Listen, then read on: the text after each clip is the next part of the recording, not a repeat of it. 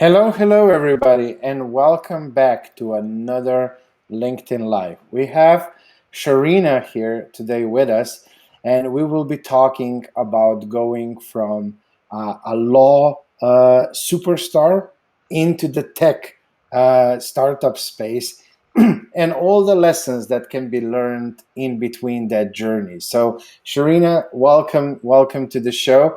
It's a huge pleasure to have you here. And if you don't mind, can you like a little bit introduce yourself to the audience? Sure. Thank you so much, Miha, for having me. First of all, it's a pleasure to finally see you for the first time. Thank you for the opportunity. So, a little bit of background about who I am. I am Shahrina Ankhi-Krol. I'm the owner of Ankhi-Krol Law. It's a boutique law firm in New York City, right in Manhattan. And I practice business law, contract law, trademark law, and copyright law. Only four areas of practice. And I focus on those four areas because I only work with entrepreneurs and startups. So those are the areas that I have found to be the most important for entrepreneurs as they're starting their practice and also as they make their business from zero to something huge. Those are the four main areas as I have found. So that's what I focus on. And then, as Mia has mentioned, I just actually also started an app, and it was launched last year, and it's a business networking app. So that has been a challenge and a very big learning process. As you could imagine, going from law, which is completely unrelated to tech, it's been a huge learning process for me. And as a result, I understand my clients better when they come to me with contract issues, dealing with app startups, things like that, and a lot of intellectual property issues as well. Okay, I mean, I think it's a very smart move to focus on one niche and really be amazing in that niche. I think that's the best way to do it. So, if I understand correctly, you're still practicing law and all of that. You didn't like went away from that and focus solely on the app. So that's kind of like your side hustle then. Yes, absolutely. I am not giving up law anytime soon. That is my career. I just started the app as a result of finding a hole in the universe that wasn't filled. And as soon as I saw that there was a need for it, because I would be the one using it, and there was nothing like that out there. So I thought, why not just start something and see where it goes? But my eggs are in separate baskets. I'm not giving up law. That's how I'm paying the bills. Once everything is back to normal, of course, there's no legal clients really knocking down at my door right now. so, so yeah, I'm staying a lawyer for as long as I can see. Okay. Um, let's stay a little bit at the legal part. So you're working mostly with entrepreneurs and startup founders. Do they come to you when they're still in the early stages, or do they come to you only when they already funded and so on? Honestly, there's not that many people that come to me in the very beginning stages, which is a huge mistake in my opinion, because in the beginning is the time when you should be setting up your foundation. You should be doing all the preliminary work that could protect you down the road. Unfortunately, not that many people come to me for even consultations before they go ahead and start X, Y, and Z. Most of my clients come to me after they have already started something, after they have signed a contract, or after they have had a business for a few years, and then they realize, oh, maybe I should have done something differently. But unfortunately, the right way to do it would be before everything is started, so you can have a better understanding of what you can or should do, and then prioritize that way. Well, just to share something really quickly with you and the audience, one of the big things why all my bankruptcies in 2009 and that huge failure when I lost over 20 million in one single day, and ended up in huge personal debt was due to I was looking at the legal stuff as an expense and not an investment in my safer future. But yeah, I can understand because When we start, I was a startup founder as well. You're all excited about your idea. You have co-founders. You just want to do stuff and create stuff, and the foundations are usually the most boring stuff. And then usually you leave that aside until it's too late. So does it often happen for you that they come to you when they already have some issues, and it's sometimes even too late to help them? Absolutely. In fact, one of my best clients, this is happening to her right now. Of course, I can't name names, but hypothetically speaking, there is a client, nameless client, who is, a fantastic businesswoman, and she has many businesses. In fact, she's so passionate about what she does. This is just an example of many. I'm just saying it because it's ongoing at the moment and it's fresh in my head. And she, got into another business with a friend of hers, which sounded great. And she told me about it in passing. And I said, well, do you have anything set in writing, or are you just going to take her word for it? And she said, oh, no, I trust her. I just, I love everything that she says. She's very talented. And so, as her attorney, I said, hey, you really need to put things in writing before you progress any further. But without telling me, of course, she went ahead and invested a lot of her own personal money into this new business that unfortunately her so-called friend decided was no longer of interest to her to pursue. So she let my client take on these loans on her own name, and just completely disappeared at this point. And you know what's going on in the world now, it's the COVID-19 pandemic, so it's very hard to reach anyone anyway. As far as we know, she's okay, but now my client is stuck with debt that she has to pay on her own, all because there was nothing in writing, no formal business structure, no IP protection, none of those things. And it's sad because she has other businesses which we have protected together, and those are fine. But she just had a lapse of judgment, or she just got too excited. She had too much trust in this person, and things happened. And now she will have to unfortunately pay for that. Um, if I just stay a little bit with the legal stuff before we start moving into that journey towards the app, um, what are some of the foundational things? We have a lot. I have a lot of entrepreneurs in my network, and I'm sure they will be glad to hear at least you naming a few of the most foundational things. I know a lot of them are creating partnership, co-foundership, and so Mhm.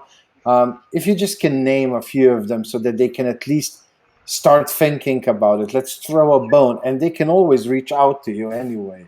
Yeah, of course. And before I do that, I just have to give a disclaimer that this is not legal advice. It's for informational purposes only. I'm required to do that for my professional liability insurance. So hope you got that. If you have any questions, feel free to reach out to me or an actual lawyer who can help you. But as Miha has asked, some of the foundational aspects which you must think about, at least in the US, is, are you protecting yourself apart from your personal entity? Do you have a business entity set up, like LLC, a corporation, anything of that sort that's going to help prevent liabilities from your business to come and take your personal assets if you have any?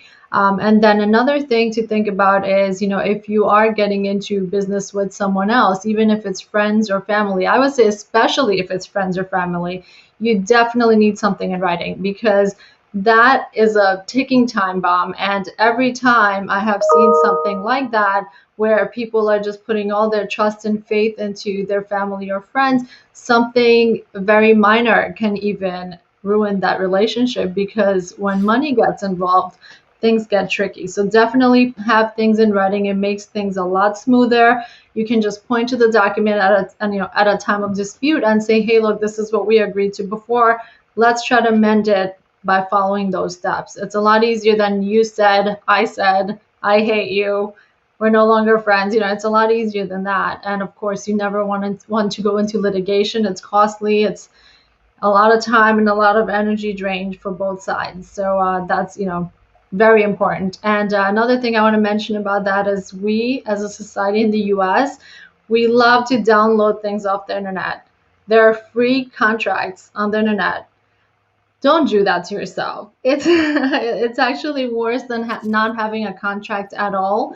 To have a bad contract that you both sign, because that shows that you thought about the clauses, the terms that are in the bad contract, instead of not having thought about anything at all. So it's a lot harder to overcome something you signed than to not have anything in the first place. So that doesn't mean that I'm telling you don't have a contract. Have a contract, but have a contract that's well written and is for you specifically, and that's written by a professional. And then the third thing I want to say is definitely look into protecting your brand from day one. Now, what does that mean? That means think about trademark, think about copyright. If you're working with items that require copyright protection, such as writing, artwork, design elements, whatever the case may be. And then also your business name, logo, slogan, if you have one. Those are things that I would say are very foundational. Before you start spending money on marketing and advertising, these are the things you should have on lockdown. Okay, cool, cool. Fair enough. Yes, I think this is nice foundation when you're starting out. So, okay, let's move from the legal. Like, how did you end up into the tech startup space? I mean, you already mentioned that this was an app you couldn't find, so you thought, why not? But tell us a little bit more about that journey. Sure.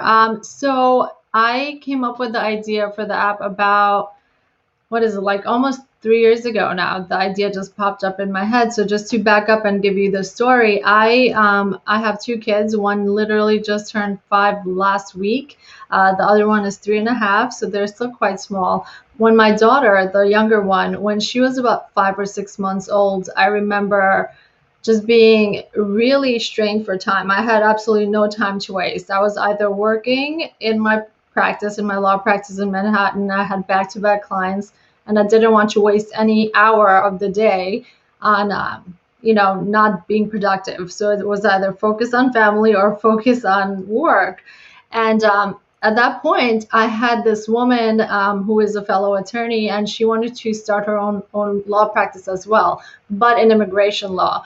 For months, she was emailing me, asking me, can you please sit down with me, grab a coffee or have some lunch, and we can talk about how you brought your practice from nothing to where it is today. And I kept having to put her off, unfortunately, because with a newborn, if you guys have kids, it's just impossible. And on top of that, I had a toddler, a 2-year old. So it was just insane. That time of my life was just absolutely insane. So finally, I said, okay, you know what? Fine, I can meet you for lunch. Why don't you tell me where you want to meet? Near my office. I'll just go grab lunch with you. And she suggested a restaurant. I showed up on time. I ordered my food because she wasn't there. And 30 minutes later, I get an email where she said, sorry, I decided to have lunch with my husband instead. So, as you could imagine, I'm not an emergency. Having lunch with a husband is not an emergency. I mean, if it was an emergency, I would understand, but your husband, really? So at that point, I thought to myself, what could I have been doing instead of sitting here by myself to finish this meal? If I could figure out a way to see who else is nearby in this, very populated New York City area, there has to be at least one other person who would be willing to meet up and talk business or like swap ideas. So instead of me just sitting and eating lunch by myself, maybe I could have met up with someone if I could see who's nearby and available without being creepy and it's like, hey guys, are you busy right now? So that's where the idea was born for this location-based business networking app. So the app allows you to see who's nearby, who's an entrepreneur or business owner in any industry. It's not industry specific, so you can see it on a map view and also a list view and see what they do. And if you're interested, you can introduce yourself. Okay, I mean, boy, I understand that. I mean, I didn't had those problems in person, but because I'm based in Europe, and when I was just starting my online coaching business and focusing on US and Canada, of course, there's the time difference. And, just to, in the beginning, nobody knows you, nobody knows who's this guy from Europe. So, you have to accommodate their schedules. And boy, how many times would somebody schedule me for 2 a.m., 3 a.m., 4 a.m. my time? I would stay up, be awake, nothing to do. I was bored to death. And then 5 minutes or 10 minutes before the Zoom call, it would be like, oh, sorry, I just have some errands to do. So, yeah, I understand that struggle. But how you say there were no apps that would fulfill this need. Was there anything close to it, or like literally nothing at all? As I understand, there are, I guess, one or two apps like, which almost pair you up like a dating app, right? That is not what I was interested in. There's a dating app that does business connection matchups. I wasn't interested in that because I don't want any overlap. I'm not looking for dating. That is like not something I'm interested in. So anything that's overlapping or, that's remotely confusing to someone, I'm not interested in that at all. So with that in mind, I didn't know of any apps, and I looked this up that was filling the specific need of entrepreneurs that wanted to meet on the go. It's like you need to network, you need to meet people, and it needs to happen now. So it's like networking on demand, pretty much. And I didn't find anything of that sort at that time. Okay, cool. I've heard about some apps that do that in a conference. So when you attend a conference, and then you can see all the attendees and you can match things. But I haven't heard of one that would do that like randomly within a city. So, do you have any tech background? Do you have any programming background, or how did that go? How did you put that idea and started developing it? Sure, absolutely not. I have no technical background. In fact, doing this LinkedIn Live was tough for me. I had to figure out what I was doing. And you know what? This brings me to a really good lesson that I try to teach my clients is that if you don't know something, it doesn't mean your dreams need to end there. You can hire professionals who have devoted their entire lives to doing what it is you need them to do. So I wasn't looking to stop my law practice or stay up at night to learn how to code so I can come up with an app. That was nothing. That was not even something that crossed my mind that I'm going to do it myself. What I knew how to do, I already do as a profession. And I know if I want to venture out into another field, I need to hire someone that knows what they're doing in that field. So I did what I know, and I drafted a really good non-disclosure, non-compete agreement. And before I spoke to any developer about my idea, I made sure that they signed it, because the last thing I would want to do is to talk about this awesome idea I have and have someone else steal it. Okay.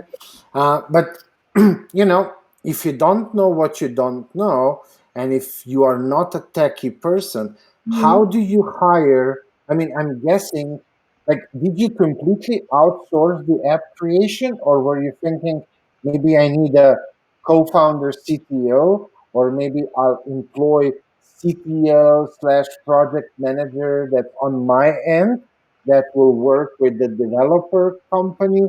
Or was it like, here's the idea? How did that go? Sure. So, no, I do not have a co-founder, a co-partner, no nothing co, because I own the company outright. It's my product, and I'm the only owner of it. And there is no middleman, because I needed my idea to translate exactly the way I envisioned it onto the app. Of course, it's an ongoing process, as anyone knows with anything technology or anything business related. Really, it's an ongoing, fluid process. So Is the app where I want it to be? Is it perfect? Absolutely not. It's a work in progress. It's actually being worked on still to this day, probably right now by my developer. Um, but I worked directly with the developer. Everything had to go through me. The design aspect, the security aspect, things that the developers didn't even think of that may pose an issue for me. I was on top of it. It literally felt like it was another job for me, but I was like overseeing everything. It wasn't me creating it, but I was overseeing it. It's almost like asking, if you don't know the legal system, are you going to hire someone to talk to your lawyer? Of course you're not. You're going to make sure your lawyer knows what the heck she or he is doing, and then just trust in their abilities. So, it was a learning process, and my first uh, app development company was not that great. It was a pretty bad experience.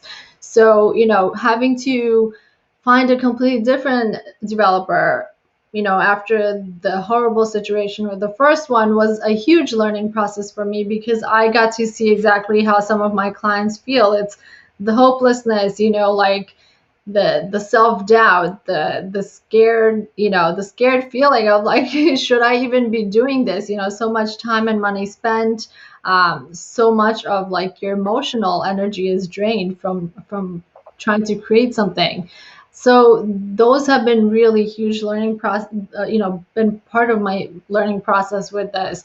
And I can safely say that I can bring all of that now, and if even if this app doesn't go anywhere, I can take that experience and apply it to my legal practice and really truly help out my clients. Oh no, I understand that every failure is always a lesson, and we can always apply that in multiple ways. Uh, But but I'm not going to lie. Sometimes these failures are not easy to swallow. It's like, okay, do I just keep going or do I just give up? That's a constant thought that you have to keep battling and keep trying to process in a positive way. I know, I know. So, what were some of what were the milestones? Was the first milestone, let's get an MVP out, let's test it out? How did you approach testing? What about marketing, promotion? Like a little bit of the business development once the app was at a certain level. And maybe even, have you ever thought about raising funds, or you just fund it by yourself?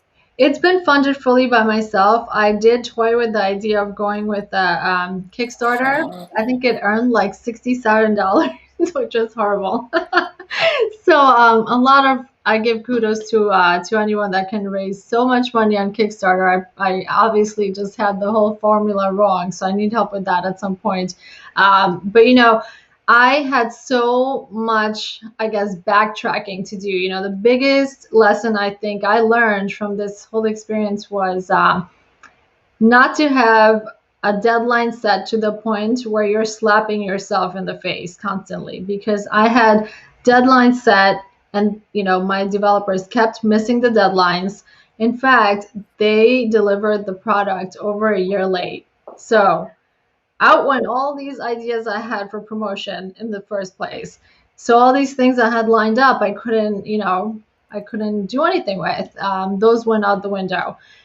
So that caused a huge issue for me, at least in my mind. I was thinking I already failed. What am I going to do now? Should I just keep going? Of course, I kept going, and then it was a very slow process, like just telling people in person, showing up to little networking events and telling them to test it out. Like, hey guys, can you just sign in? It's a free app.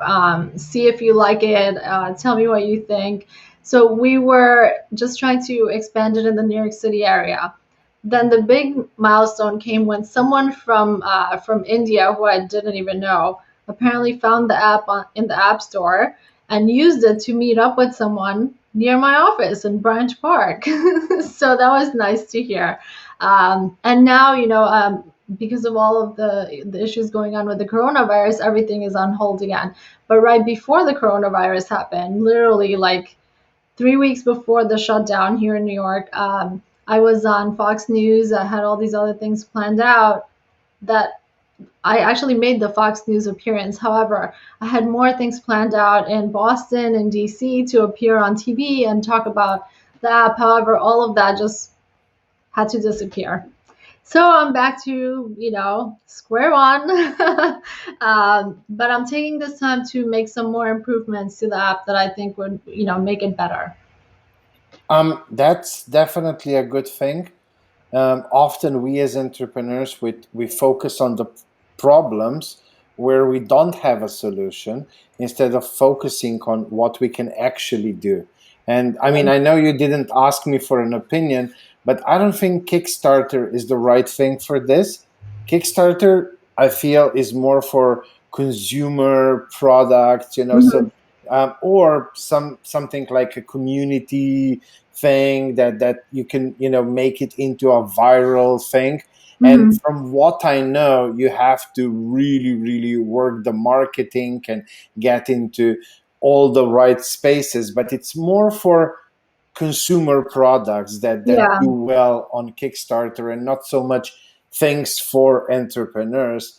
That would be more, I guess, a better thing, maybe an endorsement by, I don't know, Wall Street Journal or something like that Yeah, would yeah, be. but in order to get that kind of endorsement, you also need to put out that kind of money, which, as we all know, as small entrepreneurs, well, you're not. You're like a big time, so maybe smaller entrepreneurs would understand the struggle to put funds aside, especially for someone in my situation where there is no other co-founder, there is no one funding it, so everything that's being put into the app is coming from me.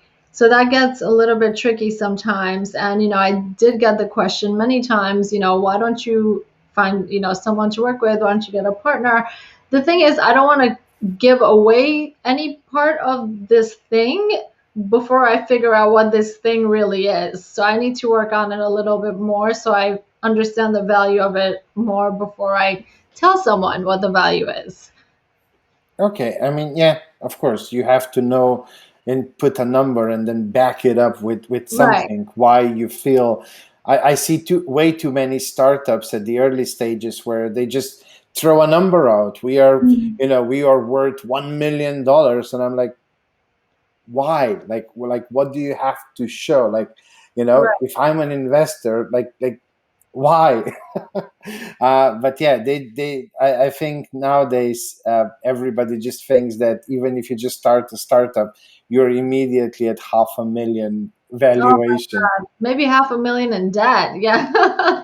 But definitely not making 500,000 annual. I didn't even make $1 off of the app yet because you have to think about it. Nowadays we're so accustomed to free, free, free, free Facebook, free LinkedIn, free Twitter, free Instagram, free this, free that, that you have this expectation culturally of something for free. So the second that you start asking people to pay anything, even $1, they're going to wonder why they should pay that. So right now, I'm not in a position to start selling anything, but my app does have paid tiers, which I will promote once I have enough, users. Right now is not the time to promote that. And I think a lot of times entrepreneurs forget the right timing is everything. If I talk about, you having to pay for a membership to join this app, you're never even going to think about it because you don't even know what it is. So I think again, you need to understand the value of something before you start putting a price tag on it. But even when it's free, the point I was trying to make is that someone's paying for it. Someone's paying for the storage, the running, the back end, and that ends up being the person that created it. So a lot of times, even for me, I'm guilty of that too. I never thought of all of this stuff when I didn't have an app. I just thought, hey, it's free. It's not my problem. It's not, but someone is paying for it, somewhere in the universe. Yeah. Um, Reflecting back on this journey, what would what were some of the steps that if you would be able to go back? I mean, I understand everything was a very valuable lesson, but if you could go back, what would be some of the things that you would change on that journey? I would change the developers I chose to start my app. I spoke to several developers, and I ended up going with someone that I knew. And then I kind of put my trust on them because I figured, hey, they can't be worse than anyone I find online who I have absolutely no connection with, and especially because of their representation of how, what experts they were. They told me, and there was really no way to like verify that information because there's no centralized system of app developers. You can be 15 and you can be developing apps and it could be fantastic. So I took that chance, and that really cost me a lot of time and a lot of money and a lot of nights of sleep. So that would be my number one lesson, that I should have, maybe gone with someone else and not put my trust in, the initial group because I knew the owner. Can I maybe ask this question a bit differently? Have you learned perhaps through that experience maybe a better, more thorough way to do your due diligence when you're choosing partners going forward, maybe agencies that will do your marketing and so on. Like, has that experience in any way influenced the process of the due diligence before you sign up with somebody? Honestly, no. I feel like I did my due diligence, and it's at the end of the day, you never really know who's telling the truth and who's not. At some point, you need to kind of just get in to figure it out, right? You have to go through to get out of the mess. I gave that company a chance, and they proved me wrong. With the amount of, I guess, credibility, expertise, knowledge that they had. But I wouldn't have known that if I didn't trust them. You know what I mean? It's nothing that you can really take from somewhere and like compare it before you get in there. But I am just glad that I had really good contracts in place that would help me with the situation, to rectify the situation where things are in writing. This is how we're going to resolve it. So that's I think the big lesson that I learned, to at least have something to fall back on.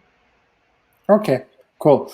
Well, let's look a little bit. I mean, I know you said you're using this time to rethink and make plans, but if I put you a little bit on the spot right now, where do you see yourself and your tech startup and your app in, I don't know, in 1 year or in 2 years? Do you have like an idea where would you like to be?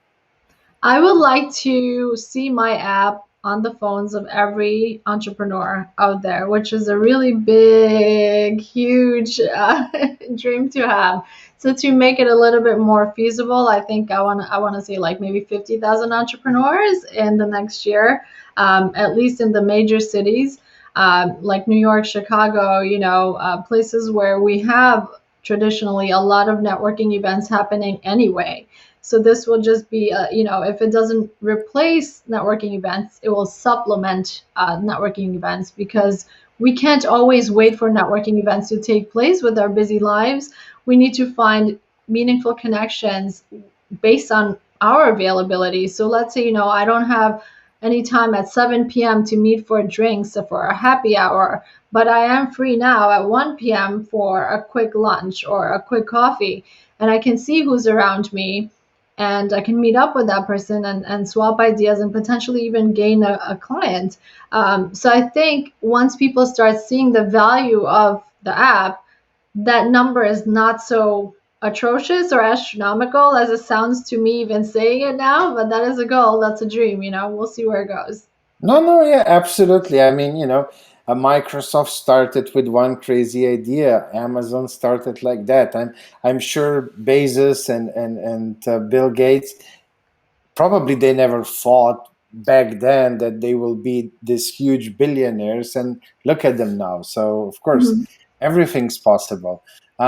Do you have any calculations on like the density of the city as New York, and like what would be that magical number that the app would actually be used enough so that if I find myself in Manhattan and I'm walking around, I want to go grab a lunch, maybe I can share that lunch with a fellow entrepreneur and just network a little bit or brainstorm a little bit. Do you have any calculations, like what for a city like New York, or even just for Manhattan, as that one place, what that number, critical number, that you have to surpass of users so that they start really seeing the value of it would be? Honestly, I don't have that number, and I'll tell you why I didn't even bother to conduct that kind of a research at this point. Because as I mentioned briefly before, this has been an ongoing challenge for me. Every time I take one step forward, it's like two steps back.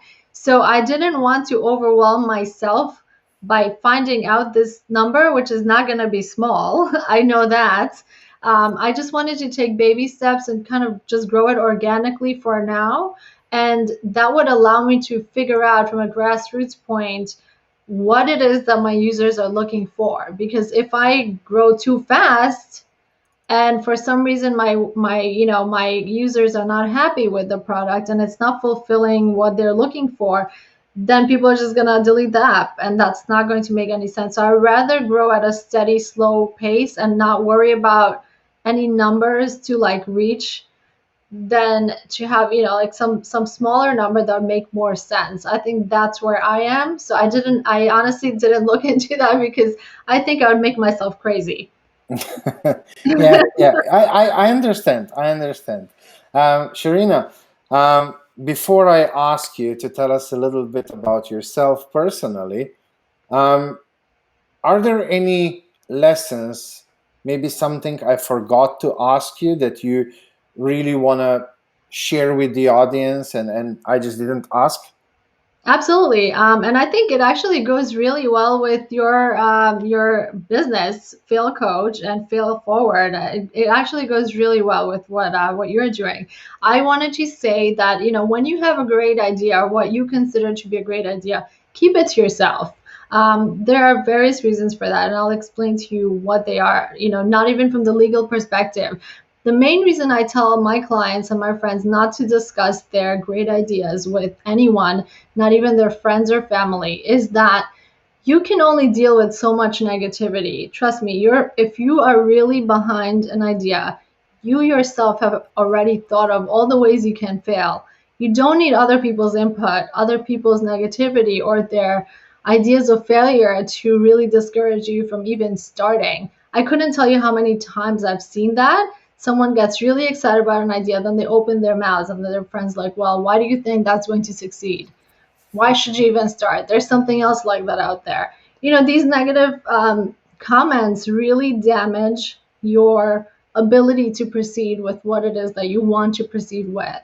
So I think that's number one. Number two, from a legal standpoint, um, you want to protect your ideas first. Even if it's a name that you absolutely love for your business, you want to protect that before you start telling everybody about it.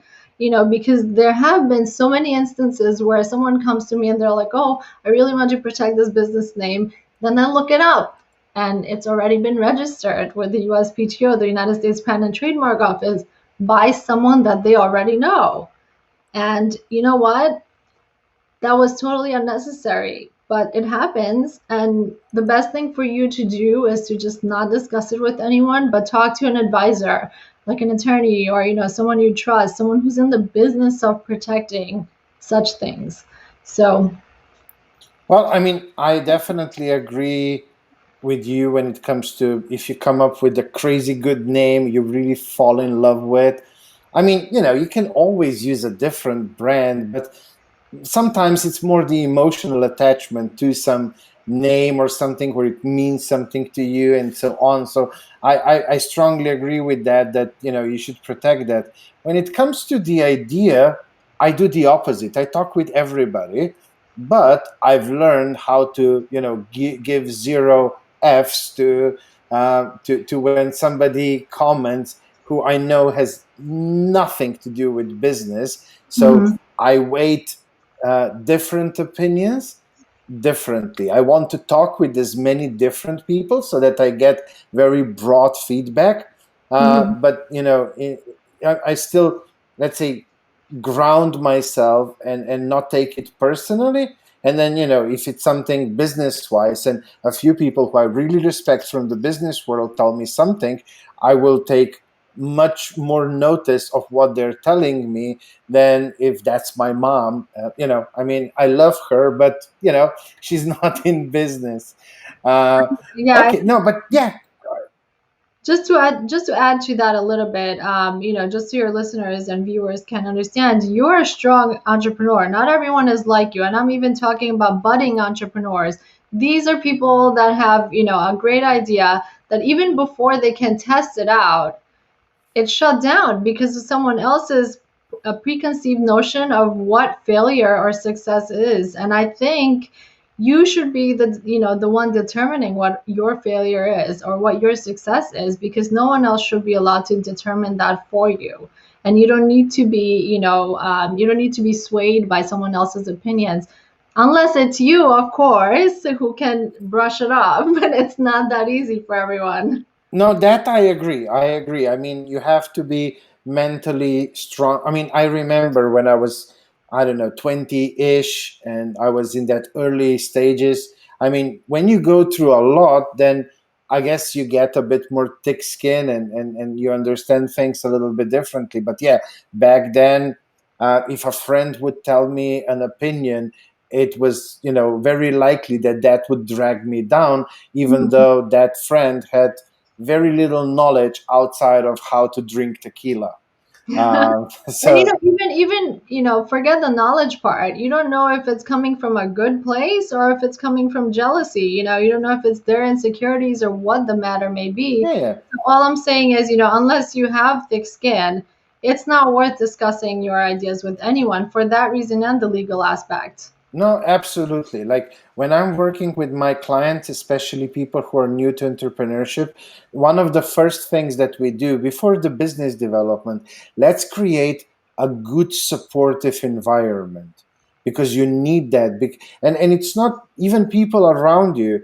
They usually don't even have bad intentions, but they've heard about, 8 out of 10 businesses fail, and they really just maybe want to protect you, because in a strange way they think that they're protecting you by discouraging you. And it's not that they have bad intentions, but they actually have good intentions. uh, they're just not doing it in the right way. Right. So yeah, one of the first thing that we learn when I'm working with new entrepreneurs is how to set up that safe environment, that supportive environment. And sometimes it means, yes, blocking some of that noise coming from friends, family out, because I see that they're not mentally strong enough to take that. So yes, I absolutely agree with you on that. Absolutely. Shahrina, tell us a little bit about yourself. We've been talking about business now for, oh my God, 45 minutes. Oh my So goodness, really? yeah, so tell us a little bit about yourself. I think it's a nice way for the audience to get to meet the person behind all the business stuff and the legal stuff. Sure. So as I mentioned, I have two kids. One just turned 5, my boy, and then my daughter is 3.5. I have a husband that has been a husband for 9 years now, and we've been together. It's going to be half my life in July, which is crazy. We met in college. I love to travel. I have been to 19 countries, which I was hoping would be a lot more by now, but life got in the way. I had to do my career, have family, all of that. But I'm hoping things will, start to pick back up as we're able to travel again. I wanted to be an archaeologist growing up, and I still do in my mind.